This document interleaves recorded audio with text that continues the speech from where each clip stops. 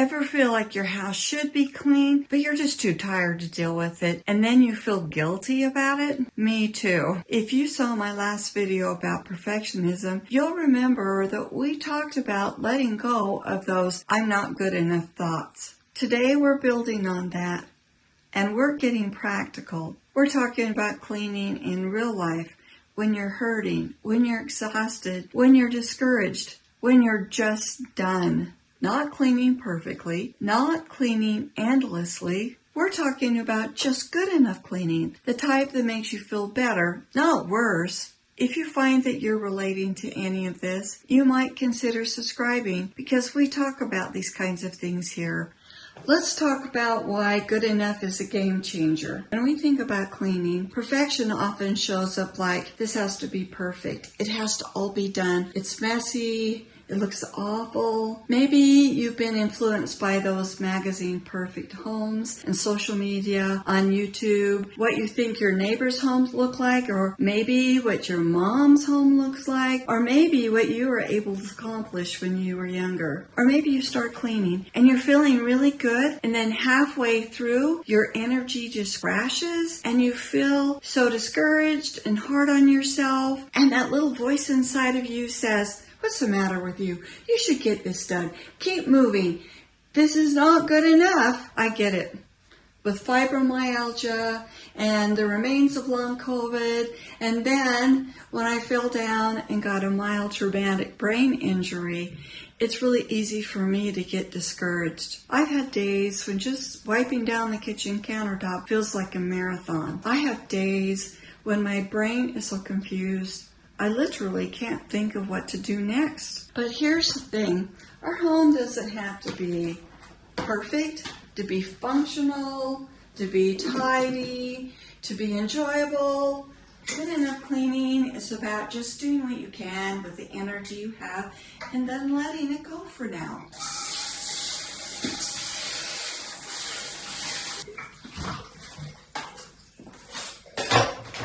It's about creating a space that doesn't stress you out. And it's especially important for us, particularly if we have health problems or really stressed, because why go so far just to check off our list and to make things worse for us? That is simply not sustainable. And it takes valuable, critical energy away from the things that we love. I have a quote here by McQuillan Smith. I hope I'm saying that right. She said, we like to tell ourselves that we are insisting on perfection for the betterment of those around us. But really, insisting on perfection is self-centered. Boy, that kind of took me back, and I realized that's true. It's my sense of pride and self-esteem that I can't do those things that drives me to want things to be perfect. And I have just had to learn good enough.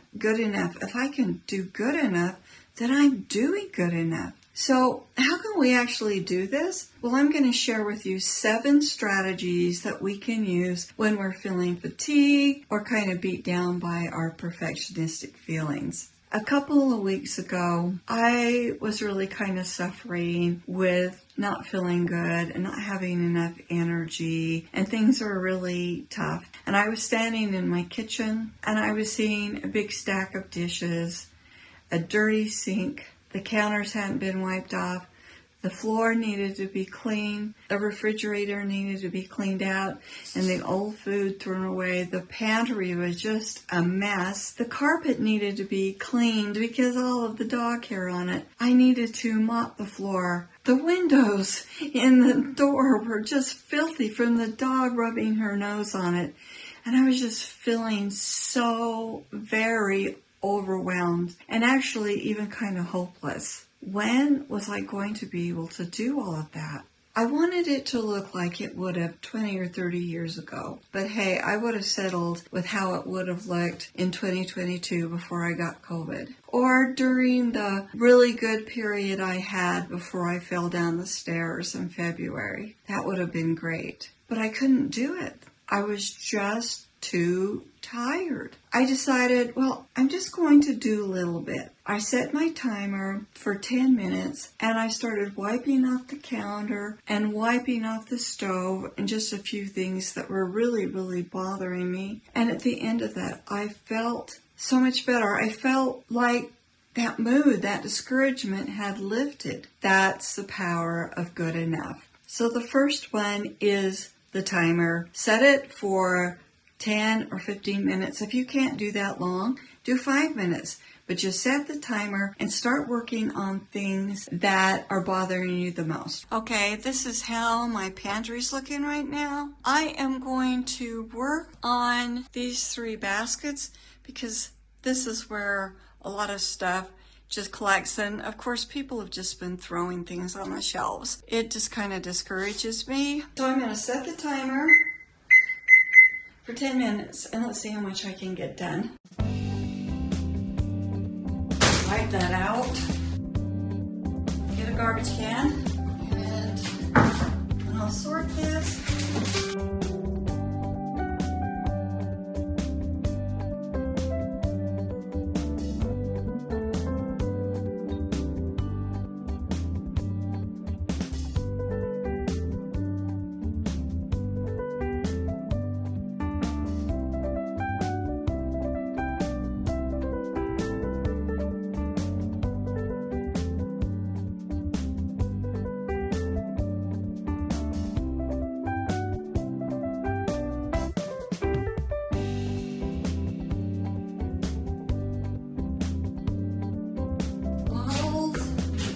I have 5 minutes, so let's go in here.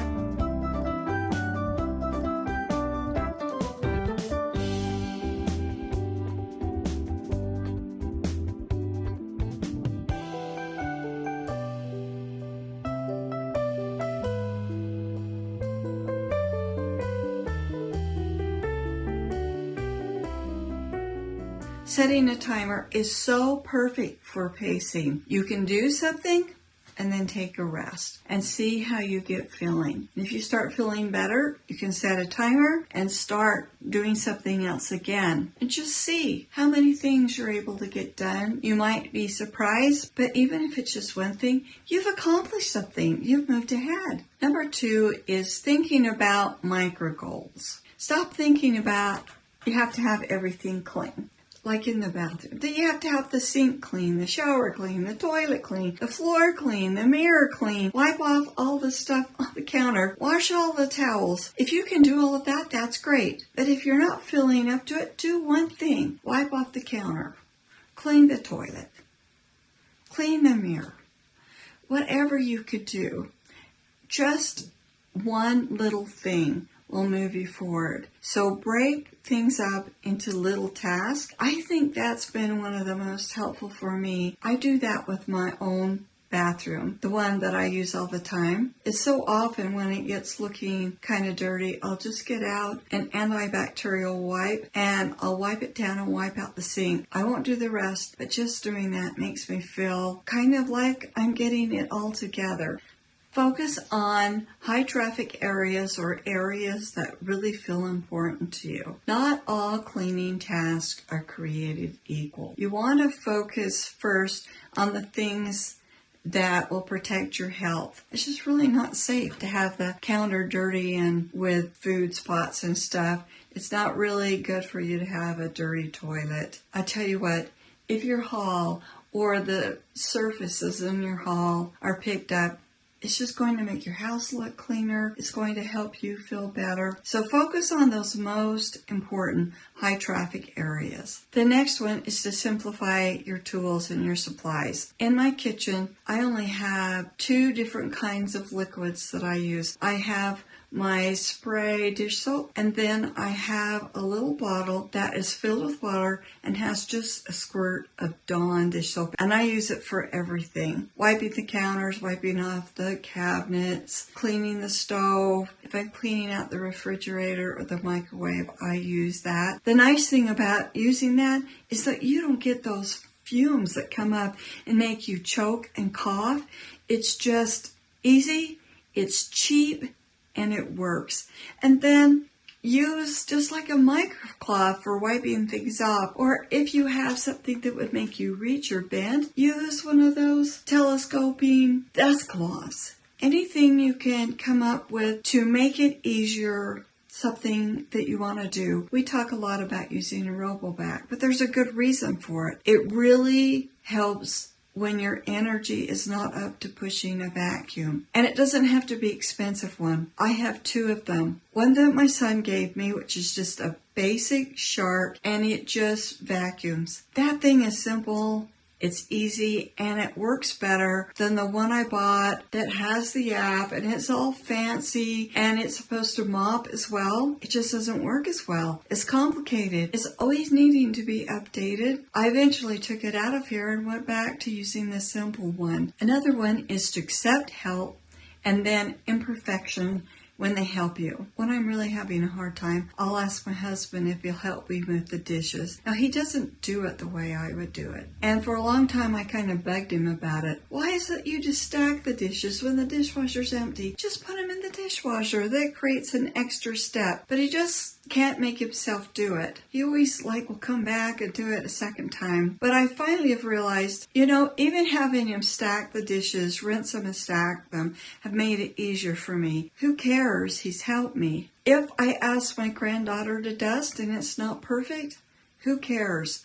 She's helped me, but I've learned I have to ask. For a long time, I expected them to read my mind and see, oh, Mama's not feeling good. Maybe we ought to jump in and help. But they don't. Everybody is really consumed with their own things that they have to do. That's not selfish. That's not mean. It's just the way it is. It's the way people are. So if we need help, we need to ask for that help. Maybe they'll give it to us. Maybe they won't. But if we don't ask, the answer is no. Be realistic with yourself. Do you need to dust as often as you like to? No. Do you need to mop the floor as often as you do when you feel well or you're used to? No. Do you need to clean the windows all the time? No. Would it be great if they were sparkly? Yes. But do they need to be? No. Do you have to keep up with keeping your baseboard clean? Absolutely not. I mean, really, who's going to come into your house and lick the baseboards? Nobody. And if they do, well, that's a whole other problem we could talk about. Another thing you can do is just to leave the room better than you found it. When you're walking through the hall and something's in the wrong place, just put it away. If you walk into the family room and the pillows have been thrown away, just put them on the couch. If a throw needs to be folded, just fold it. If you walk in the kitchen and the butter dish is not where it needs to be, just put it away. Just one little thing. You don't have to do it all. Just one little thing every time you walk in the room is going to move you forward, and it's going to make you feel better. It's going to make you feel like you're doing something and stop that awful feeling that happens sometimes that we feel useless because we're not doing anything at all. Use a catch-all basket. If you find that your family is one that's just kind of leaving things around, have a basket in each room where you could put things that later when you're feeling a little bit better, you could sort and put away. I have a basket that's up in my room right by my desk, and when I have things that need to go downstairs, I'll collect them in that basket, and then when I'm up to it, I'll bring them downstairs and sort them. Before I did that, I used to collect things all over, and it would really start to bother me. But that basket has helped, and it also has the side benefit of allowing me to hold on to the railing as I'm going downstairs, which is important for me because I have fallen down the stairs twice. Here's a simple summary to keep in mind. You could screenshot this or write these down so that you'll remember. Use the 10 to 15 minute rule. Micro goals. 1 high impact area. Use simple tools.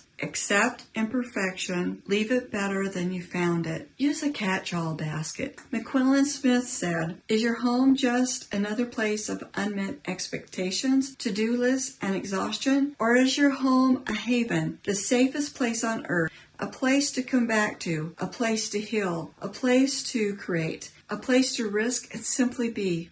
You get to decide. Let's talk about why this matters beyond having a cleaner house. When you embrace good enough cleaning, you're giving yourself permission to rest, relax, and just enjoy your space. So many of us feel that our worth is tied to how our homes look, but your value, it's not in your floors or your pantry. You are enough, just as you are, mess and all. I know that sometimes it's scary to let go of being judged, but your people, your real people, they won't care if you can't do the dishes today. And those people who care, especially if they're not in your family, they're not your people. Good enough cleaning gives you your energy back. Do you have other tips that will help us? I hope you'll share them in the comments. I just love reading them, and they inspire me and other people who watch the video. Before you go, YouTube picked another video that it thinks you'll like, and I do too. I hope I see you again. Bye.